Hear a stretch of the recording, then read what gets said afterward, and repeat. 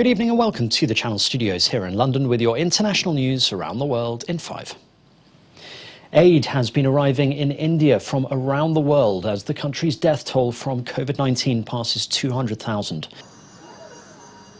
People have died waiting for beds as oxygen supplies run low, with the actual number of fatalities thought to be even higher. Pressure is growing on Prime Minister Narendra Modi, with critics accusing him of ignoring scientific warnings ahead of the latest devastating wave, which has seen car parks turned into temporary crematoriums. New Zealand says they'll give around $1 million to the Red Cross for its work in India. Earlier, Singapore sent 2 plane loads of oxygen cylinders to West Bengal.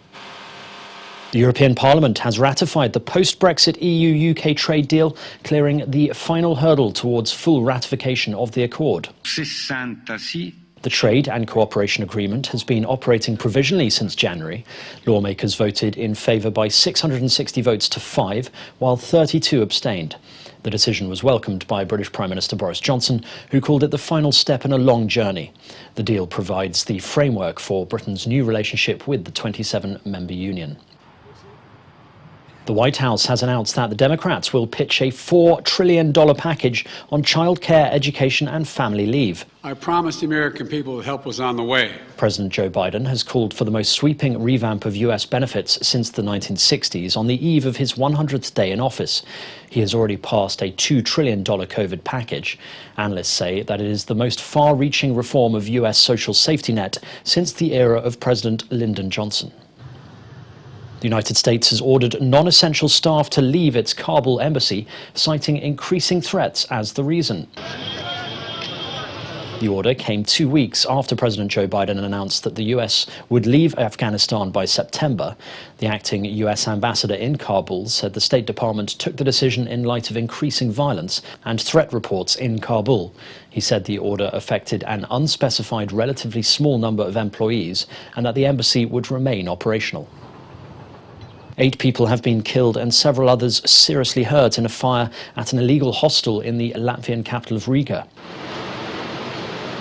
At least 24 people were evacuated from the burning building, some suffering from burns and smoke inhalation. Riga's mayor said that most of the victims are believed to be foreign tourists, and the apartment, located near the main railway station, was within a state building and did not have permission from the authorities to be used as a hostel. The UN Children's Agency, UNICEF, will redistribute to other countries more than 1 million doses of vaccines meant from the Democratic Republic of Congo so that they don't expire.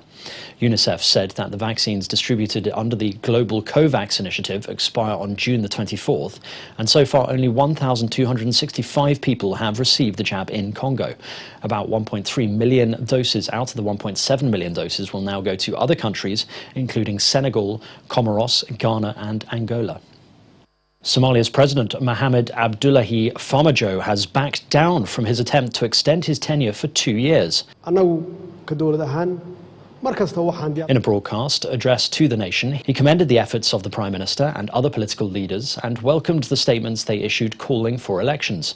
The term extension had drawn domestic and international pressure after clashes in the capital Mogadishu. Britney Spears has requested to personally address the Los Angeles court dealing with her long-running conservatorship. Spears' father was appointed her conservator in 2008 after she was hospitalized for psychiatric treatment following a widely publicized breakdown. Under the conservatorship, Jamie Spears retains control over all her personal and financial affairs. The singer has previously indicated through lawyers that she no longer wants her father to oversee those affairs. Justice for Britney! And finally, a call centre consultant from Glasgow has taken the meaning of remote working to a whole new level. Jason Griffin set up a temporary office perched on a portaledge on a cliff face on the island of Anglesey over the Irish Sea. While I sit there on this ledge on the side of a cliff, just showing that remote literally means remote. He said that as long as he has a mobile connection and his laptop, he has everything he needs to work. And that's your international news around the world in 5. Now back to the Channel Studios in Lagos.